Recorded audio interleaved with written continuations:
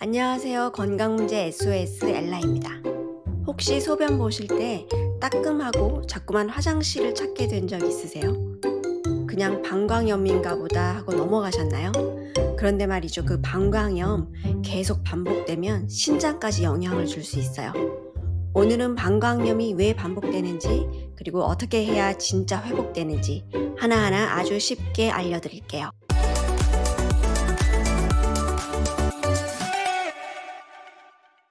방광염은요, 말 그대로 방광에 염증이 생긴 상태예요.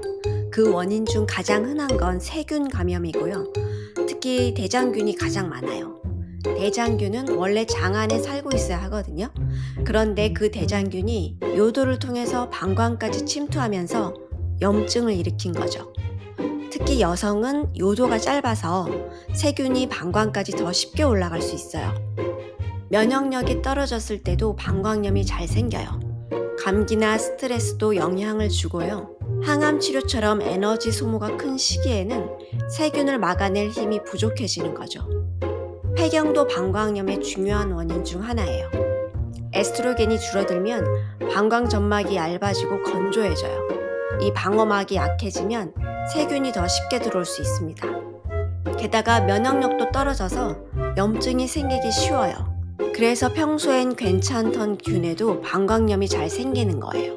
방광염이 생기면 가장 먼저 나타나는 증상이 소변을 자주 본다는 것이에요. 그런데 자주 보는 것만이 아니라 잔뇨감이 있어요. 그리고 소변 볼 때 따끔거리거나 욱신거리는 통증도 나타나요. 심하면 칼로 긁는 느낌이라고 표현하시는 분들도 계시거든요. 또 색이 탁하거나 진해지고 냄새도 강해져요. 심한 경우에는 피가 섞여 나오는 혈뇨도 생길 수 있습니다. 방광염에도 점막이 손상되면 혈뇨가 나올 수 있어요. 하지만 혈뇨의 원인이 꼭 방광염 때문이라고는 단정해서는 안 됩니다. 혈뇨는 방광암, 신장결석, 전립선 질환 같은 다른 병이 그 원인일 수도 있거든요. 그래서 소변이 콜라색처럼 보이고 통증이 동반된다면 꼭 진료를 받으셔야 합니다. 처음엔 금방 호전을 보였던 방광염이 몇 주 안 돼서 또 생기고 이게 반복된다면요, 만성 방광염으로 가고 있다는 신호일 수 있어요. 보통 1년에 3번 이상 또는 증상이 6주 이상 계속되면 만성으로 봐야 돼요. 특히 항생제를 중간에 끊거나 생활 습관을 고치지 않았다면 방광 안에 숨어있던 세균이 다시 활성화되기 쉽거든요. 만성 방광염이 되면 방광 점막이 점점 약해지고 작은 자극에도 쉽게 민감해져요. 방치하다가는 신장염으로 진행될 수도 있는데요. 열이 나면서 옆구리까지 아프다면 신장염까지 의심되는 상황이에요. 방광염은 생활 습관과도 깊은 관련이 있는데요. 특히 다음과 같은 생활 습관은 방광염이 재발되는 중요한 원인이 될 수 있어요. 첫째, 소변을 오래 참는 습관이에요. 소변을 오래 참으면 방광 안에 세균이 오래 머무르게 되고 그만큼 염증 위험도 커지게 됩니다. 둘째, 물을 너무 적게 마시는 습관이에요. 물을 적게 마셔서 소변의 농도가 짙어지면 방광 점막이 쉽게 자극을 받을 수 있어요. 셋째, 통풍이 잘 안 되는 속옷이나 생리대를 오래 착용하는 습관입니다. 습하고 따뜻한 환경은 세균이 가장 살기 좋은 환경이에요. 넷째, 항생제를 자주 복용했던 경험입니다. 물론 방광염 치료에는 항생제가 꼭 필요해요. 하지만 감기나 다른 감염 때문에 평소 항생제를 자주 복용했거나 복용 후에 충분히 회복되지 않은 경우에는 몸 안의 유익균까지 함께 줄어들 수 있어요. 그렇게 되면 면역력이 계속 약해지고 방광염이 자꾸 반복될 수 있는 환경이 만들어지는 거죠. 방광염의 가장 기본적인 치료는 항생제 복용이에요. 대부분 3일에서 7일 정도 먹으면 호전이 됩니다. 하지만 자주 재발하거나 면역력이 떨어진 상태라면 더 정밀한 검사와 장기 항생제 치료가 필요할 수 있어요. 통증이 심할 때는 진통제나 배뇨 완화제를 써서 일상생활의 불편을 줄이기도 합니다. 초기 증상이라면 생활 습관만 바꿔도 호전될 수 있어요. 생활 습관을 어떻게 바꾸면 되는지 알아볼게요. 하루에 1.5에서 2리터 정도의 물을 마시는 것이 좋아요. 단 찬물 말고 미지근한 물로 드세요. 한꺼번에 많이 마시기보다 나눠서 자주 마셔야 방광이 놀라지 않습니다. 두 번째, 소변을 오래 참지 않는 것입니다. 2시간에서 3시간마다 한 번씩은 꼭 소변을 보시는 것이 좋아요. 세 번째, 통풍이 잘 되는 속옷을 입으세요.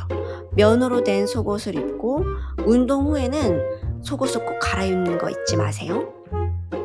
네 번째, 배를 따뜻하게 해주세요. 특히 에어컨 바람을 많이 쐬는 날에는 배에 찜질팩을 해주는 것도 좋습니다.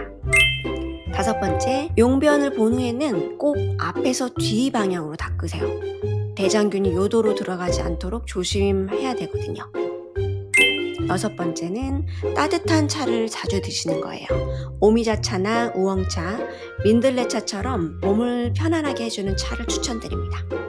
방광염에 좋은 음식으로는 크랜베리가 있어요. 크랜베리는 대장균이 방광벽에 달라붙는 걸 막아주거든요. 그런데 당이 첨가된 달달한 음료 말고 무가당 제품으로 드셔야 하는 거 잊지 마세요. 다음 요거트와 유산균도 좋은데요. 장내 유익균이 늘어나면 방광 건강도 함께 좋아지거든요. 그래서 요거트, 유산균도 자주 섭취하시는 걸 권해드립니다. 마늘 생강도 좋습니다. 마늘 생강은 천연 항생제예요. 마늘은 익혀서 드시고 생강은 생강차나 양념에 넣어 드세요. 브로콜리도 좋습니다. 브로콜리는 염증을 줄이고 점막을 회복하는 데 도움을 줄 수 있어요. 브로콜리를 매일 챙겨 먹기 힘들다면 환으로 된 보조제를 이용할 수도 있어요. 현미나 통곡물이 또 좋습니다. 현미나 통곡물은 장을 건강하게 만들어주는데 이게 방광까지 영향을 줘서 염증을 덜 생기게 도와줍니다. 또 이제 기름 종류를 보면 들기름이나 아마씨유가 있어요. 들기름이나 아마씨유에는 오메가3가 풍부해서 세포막을 튼튼하게 만들어줍니다. 또 보조제로 AHCC가 있는데요. AHCC는 면역력을 높여주는 보조제예요. 면역력이 약해서 계속 재발하는 분들에게 도움이 될 수 있습니다.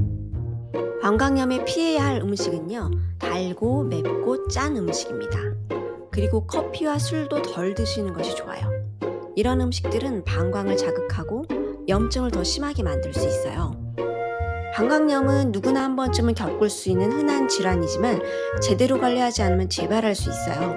그리고 그 재발이 끊임없이 반복되면 몸도 마음도 점점 지치게 되죠. 그래서 처음 증상이 나타났을 때부터 생활 습관을 바꾸고 면역력을 회복하는 노력이 정말 중요합니다. 방광염에 대해서 더 자세한 내용은 아래 더보기에 있는 블로그에서 확인해 주시고요. 궁금한 점은 댓글로 건강문제 SOS 남겨주세요. 더 건강해지고 싶으시다면 좋아요, 구독 잊지 마시고요. 건강문제 SOS 엘라였습니다.